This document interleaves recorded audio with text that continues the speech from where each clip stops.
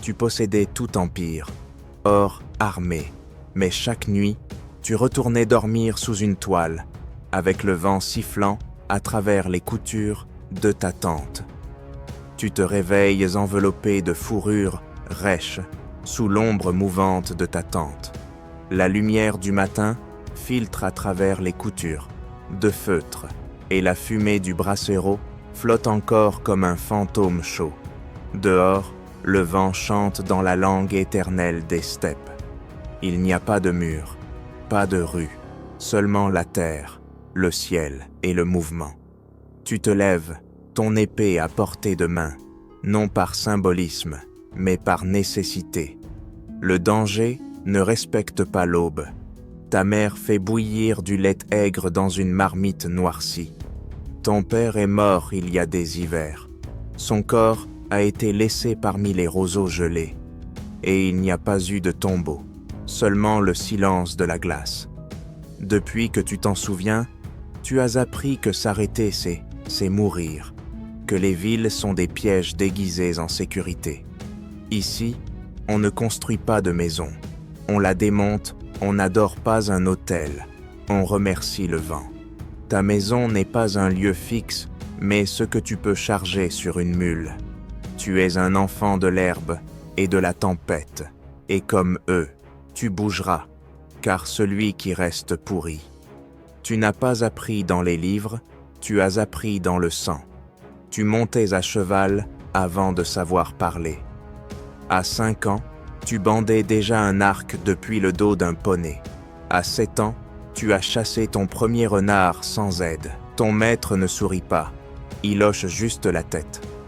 Parce qu'ici, l'habileté n'est pas célébrée, elle est exigée. On t'apprend à survivre en mouvement, à tuer sans hésitation, à lire le vent comme d'autres lisent les étoiles. L'arc est ta langue, la lance ton argument, le poignard ton dernier mot. Il n'y a pas de temps pour les épopées. Chaque erreur pourrait être la dernière. La discipline ne vient pas de la peur du châtiment, mais de la peur de la mort.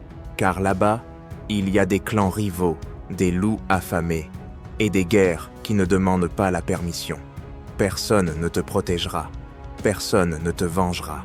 Et tandis que les fils de rois du Sud apprennent à écrire des poèmes, tu apprends à trancher une gorge rapidement, à désarçonner un ennemi avant même qu'il ne te voie. Le monde est un champ sans loi, et toi, à peine un enfant, tu fais déjà partie de sa logique brutale. Ici, on n'honore pas le plus fort, on suit celui qui survit le plus longtemps. Ce n'était pas ce à quoi tu t'attendais. Il n'y avait pas de gloire, seulement de la faim. L'hiver est arrivé plus tôt que prévu. Les chèvres sont mortes, le lait a caillé dans les pots. Le chaman a dit que les esprits exigeaient le mouvement, mais tu connaissais la vérité. Si tu ne volais pas, tu mourrais. Ce village chinois avait du riz, il avait du feu, il avait des murs bas et des hommes qui ne savaient pas monter à cheval. C'était une décision, pas une guerre. Et tu étais là, ton arc bandé et ton cœur battant comme un tambour de guerre. Tu as sauté la palissade, tu as tiré des flèches, tu as entendu des cris dans une langue étrange, des femmes fuyant, des enfants piégés. Ta flèche ne discriminait pas, ton estomac non plus. Quand tout fut terminé, tu avais un sac de riz dans tes sacoches et une esclave tremblante à ton bras. Tu ne savais pas quoi faire d'elle. Personne ne t'avait appris ça. Cette nuit-là, près du feu, il n'y a pas eu de célébration, seulement le silence. Tu regardais le riz être servi, tandis que la fille ne pouvait s'arrêter de pleurer. Et tu as compris quelque chose que personne ne t'avait dit. La conquête n'est pas un chant héroïque. C'est une nécessité laide et sale. Et une fois qu'elle commence, il est difficile de s'arrêter. Tu n'es pas né dans un grand clan, mais tu as survécu. Et cela a suffi pour que le khan du clan du loup te remarque. Tu les as rejoints non par honneur, mais parce qu'il n'y avait pas d'autre option. Ton groupe était petit, tes chevaux faibles, ils étaient nombreux, rapides, impitoyables. Ils se déplaçaient comme une meute, ils chassaient, dormaient et mouraient ensemble. Si tu tombais, ils te laissaient. Si tu gagnais, tu partageais le butin. Pas de promesse éternelle, juste une utilité immédiate. Tu as gagné ta place par le sang. Dans des batailles éclairs, tu as prouvé que tu n'étais pas seulement rapide, mais mortel. Tu ne criais pas, tu ne te vantais pas, tu tuais et tu continuais. Le Khan t'a donné des hommes, puis il t'a donné du bétail, puis il t'a offert des terres pillées avec des maisons en terre et des esclaves pour les travailler. Tu les as rejetés. Pourquoi voudrais-je un endroit fixe si demain je serai à 100 lieues d'ici, as-tu dit? Il a ri, mais il a compris. Tu ne voulais rien posséder, tu voulais juste continuer à chevaucher. Tandis que d'autres rêvaient de construire des forteresses, tu ne cherchais que des steppes ouvertes. Ta tente est restée la même petite, vieille, portable parce qu'elle contenait tout ce dont tu avais besoin, de la chaleur, du silence et une direction. Le jour où tu as traversé le fleuve jaune, tu as cessé d'être un guerrier des steppes. Tu es devenu un spectre. C'est là que commençaient les empires sédentaires des villes fortifiées, des rizières infinies, une bureaucratie qui pesait plus que l'acier. Mais tu ne les regardais pas avec admiration, tu les regardais comme des proies. Ils attaquaient en formation, toi, avec rapidité. Ils défendaient des murs, tu les évitais. Là où ils attendaient des mois de siège, tu offrais des heures de destruction. Tes cavaliers déferlaient comme une tempête sèche. Ils entraient, prenaient, brûlaient et disparaissaient avant l'aube. Chaque ville conquise nourrissait le clan, mais tu ne restais jamais. On t'offrait des statues, des titres, des concubines, des trônées. Tu as tout refusé.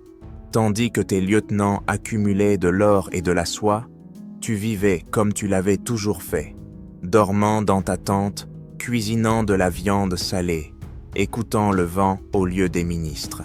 Parce que tu savais que tout empire qui ne peut être emballé dans une sacoche est condamné à tomber. Et tu n'étais pas venu pour fonder un royaume, seulement pour prouver qu'aucun n'était en sécurité. Cette nuit-là, alors que le butin brillait près du feu, tu t'es éloigné en silence, armé, éveillé, incapable de dormir entre les murs que tu avais toi-même incendiés. Tu n'as pas conquis par la force, tu as conquis par la surprise. Tandis que les empereurs envoyaient des diplomates, tu envoyais des espions. Là où ils attendaient des charges frontales, tu feignais une retraite et les menais droit dans une embuscade. La stratégie n'était pas noble, elle était précise. Les villes attendaient un siège lent avec des camps et des catapultes, mais tu savais quelque chose qu'elles ignoraient. La peste voyage vite. Tu as empoisonné les puits, lancé des cadavres infectés par-dessus les murs.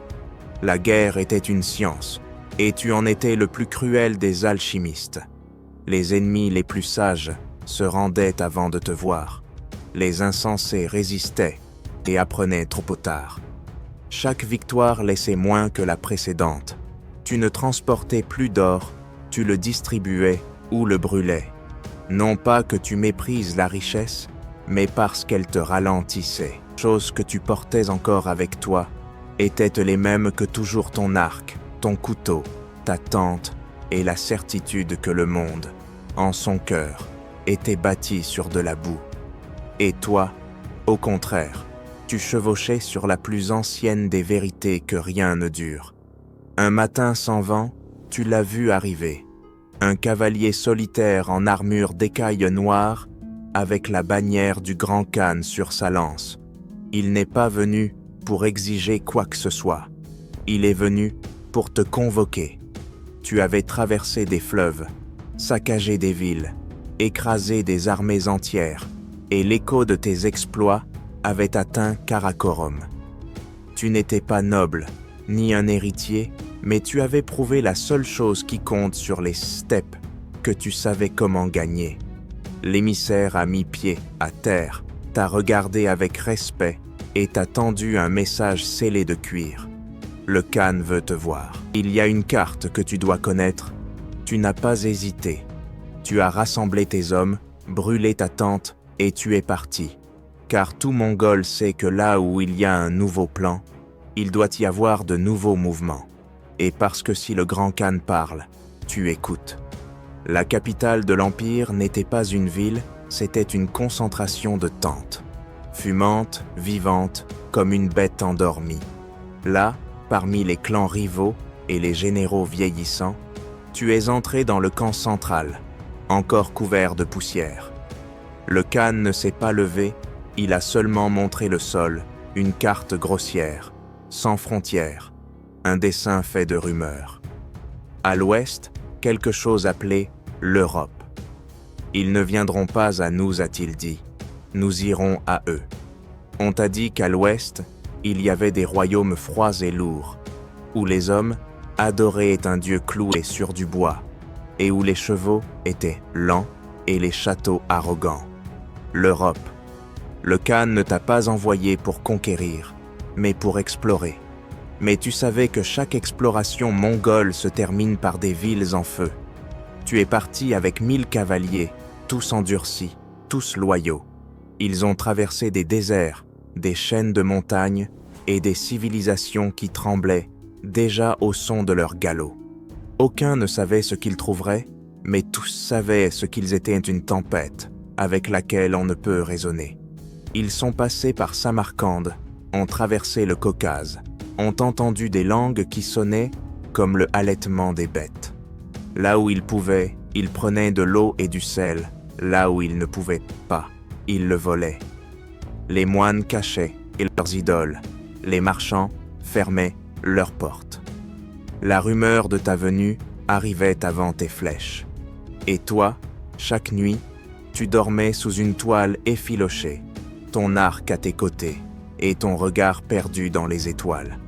Il n'y avait pas de nostalgie, seulement une question sans forme. Qu'y a-t-il au bout du monde? La réponse n'était pas sur les cartes, elle était dans la direction que ton cheval indiquait. L'Europe sentait différemment le bois humide, le fumier confiné, la peur priait.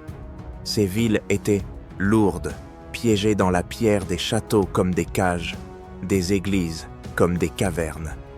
Tu n'as pas vu de grandeur, tu as vu de la lenteur, de la rigidité, et cela t'a donné un avantage. Tu as attaqué des monastères, à l'aube silence, puis des cris. Les moines fuyaient avec des livres, tes hommes préféraient le grain et le vin. Les villages étaient maladroits. Les soldats, fiers mais lents. Leurs chevaux ne savaient pas courir, leurs arcs étaient des jouets. Tu tirais au galop sans regarder. Ils mouraient sans comprendre. Les prières n'ont pas arrêté ton avancée. Les dieux ne sont pas descendus du ciel. La résistance était un murmure, le pillage, un rituel.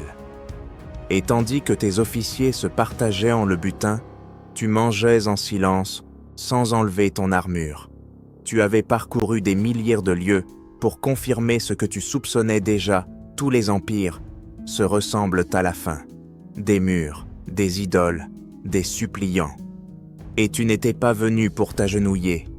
Tu étais venu pour leur rappeler que la terre n'appartient pas à celui qui la possède, mais à celui qui peut la traverser sans laisser de traces. En Pologne, la neige parlait plus que les hommes. C'était un silence blanc et écrasant. Les sabots de tes chevaux s'enfonçaient dans la boue gelée. Les feux de camp ne duraient pas longtemps. La faim a commencé à ronger plus fort que les couteaux ennemis. Tes hommes ne craignaient pas la bataille, mais ils craignaient l'hiver. Les villes se fermaient comme des coquilles. Il n'y avait pas de butin pour justifier le froid glacial. Certains ont commencé à se demander « Que poursuivons-nous » Tu n'avais pas de réponse. Tu avais traversé le monde, mais dans ton cœur, tu portais toujours le vide de la steppe. Cette nuit-là, alors que tu dormais dans ta tente, tendue contre le vent, tu as rêvé de ta mère réchauffant du lait du craquement des selles avant l'aube, de l'odeur des chevaux sous un ciel ouvert. Et quand tu t'es réveillé, tu as su ce que tu ne voulais pas admettre. Tu étais allé trop loin, non pas parce que tu manquais de force, mais parce qu'il ne restait plus rien à conquérir sans te perdre toi-même. Le monde pouvait être vaincu, mais la glace t'a appris que même le conquérant a une limite lorsqu'il ne se souvient plus pourquoi il a commencé. Tu n'as pas été vaincu. Tu as battu en retraite. Aucune armée ne t'a repoussé. Aucun royaume ne t'a résisté. Seulement l'épuisement d'avoir trop vu, d'avoir brûlé plus que tu ne pouvais t'en souvenir. Et c'est ainsi que tu as tourné ton cheval vers l'est. Le chemin du retour était plus long que celui de l'aller, non pas à cause de la distance, mais à cause du poids. Chaque paysage te rappelait quelque chose que tu avais laissé derrière toi. Une ville en ruine, un visage fugace, un nom oublié. Quand tu as finalement atteint les steppes, Karakorum n'était plus la même. Le grand Khan était mort. Ses fils se disputaient les restes de l'Empire comme des hyènes lors d'un festin. On t'a offert un poste, on t'a demandé de prendre parti. Tu as tout refusé. Tu ne voulais plus de commandement, ni de butin, ni de gloire. Tu voulais du vent. Alors tu as chevauché jusqu'à une colline solitaire et tu y as planté ta tente. Personne ne t'a suivi. Tu as dormi seul, mangé seul. Tu t'es réveillé avec le soleil dans les yeux et le passé dans la poitrine. Tu avais traversé le monde et n'avais rien trouvé de plus précieux que le silence. Tu n'as jamais été un roi. Tu n'as jamais voulu l'être. Tu n'as pas dormi dans des palais. Tu n'as pas porté de couronne. Tu ne t'es jamais assis sur un trône qui ne pouvait être démonté à l'aube. Ta gloire était aussi éphémère qu'un galop ta richesse, juste assez pour continuer à avancer. Les scribes d'autres terres t'ont appelé barbare. Les empereurs t'ont maudit depuis leur tour, mais ils sont morts enfermés dans la pierre. Toi, par contre, tu n'as jamais cessé de chevaucher. Tu n'as jamais adoré d'idoles étranges. Tu ne t'es jamais accroché à des drapeaux. Tu n'as jamais pris racine. Tu étais le vent sous la forme d'un homme, et le vent ne construit pas d'empire, il les traverse. Tes hommes racontaient encore des histoires de tes exploits près du feu, mais tu savais que tout cela n'était que poussière.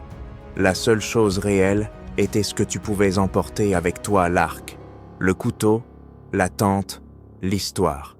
Et c'est ainsi que tu as vécu jusqu'à ton dernier souffle, n'appartenant à personne, ne devant rien au monde que tu as conquis.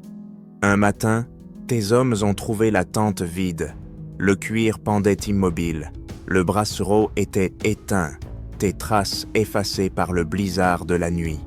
Il n'y avait pas de sang, pas de signe de lutte, seulement une absence. Ton arc était toujours suspendu, ton épée dans son fourreau. Personne n'a osé toucher à quoi que ce soit. Ils t'ont cherché pendant des jours, chevauchant en cercle sur les collines, mais ils savaient au fond d'eux que tu ne serais pas retrouvé, car ceux qui ne restent jamais ne meurent pas non plus dans un lieu fixe. Il n'y a pas eu de tombeau, pas de cérémonie, seulement la rumeur que tu avais fusionné avec la steppe, que le vent t'avait réclamé comme sien. Des années plus tard, les empires que tu avais conquis se sont relevés. Les villes reconstruites ont oublié ton nom. Mais dans chaque tente dressée à l'aube, dans chaque cheval qui s'élance vers l'inconnu, quelqu'un se souvient encore de ton histoire. Parce que conquérir le monde est un exploit, mais vivre sans en garder la moindre parcelle, cela n'est fait que par ceux qui comprennent la liberté. Ouais, les villes reconstruites ont oublié ton nom. Mais dans chaque tente dressée à l'aube, dans chaque cheval qui s'élance vers l'inconnu, quelqu'un se souvient encore de ton histoire. Parce que conquérir le monde est un exploit, mais vivre sans en garder la moindre parcelle, cela n'est fait que par ceux qui comprennent la liberté. Ouais,